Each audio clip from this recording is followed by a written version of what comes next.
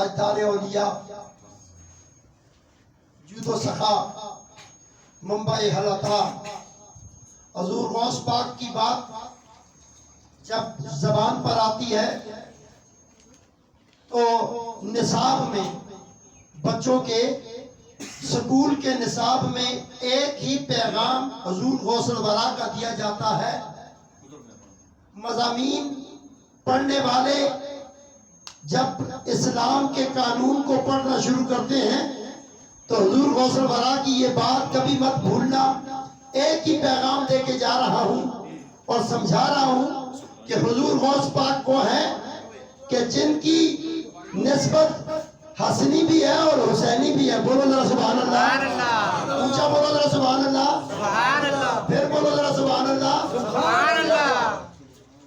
حضور غوث پاک کی نسبت حسنی بھی ہے اور حسینی بھی ہے، لیکن اس سیدزادے کا کمال تو دیکھیں کہ تاریخ گواہ ہے جب چوروں میں حضور غوث پاک کی طرف تلاشی کی تو نکلا کیا. دیکھیں بندے سے کیا برآمد ہوتا ہے. جیب سے بٹوا ملے گا، موبائل ملے گا، بندے کو اچھی مندری، سونے کی، ہیرے کی مندری، بہت کچھ مل سکتا ہے، مگر چوروں کو حضور غوث پاک نے ہدایت عطا کی تھی. چور چوری کرنے حضور غوث پاک کی طرف آئے، جب تلاشی لی، چوری کرنے کا ارادہ کیا تو کچھ نہ ملا. حضور غوث پاک نے خود اپنی قمیض میں سیے ہوئے پیسے نکالے اور نکال کر ان کے حوالے کیے. وہ تو تلاشی لے چکے تھے، وہ تو حضور غوث پاک کی تلاشی لے چکے تھے، کچھ بھی نہ نکلا تھا.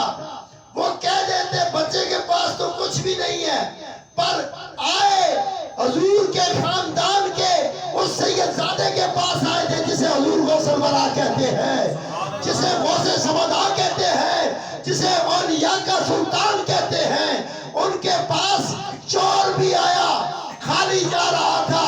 حضور غوث پاک نے کہا خالی نہ جا، تجھے پیسے بھی دیتا ہوں اور ایمان کی دولت بھی دیتا ہوں. نعرہ تکبیر، نعرہ رسالت، نعرہ حیدری. حضور غوث پاک نے خود پیسے کہا یہ میری ماں نے سی دیے تھے، یہ لے لو. وہ چور حیران ہو کر کہنے لگا، بڑا حیران تھا کہ بچہ اگر نہ بتاتا تو پیسے بچ جاتے. حضور غوث پاک نے فرمایا پیسے بچانے کا مقصد نہیں تھا، تجھے بلا کر ہدایت دینی تھی، یہ مقصد تھا.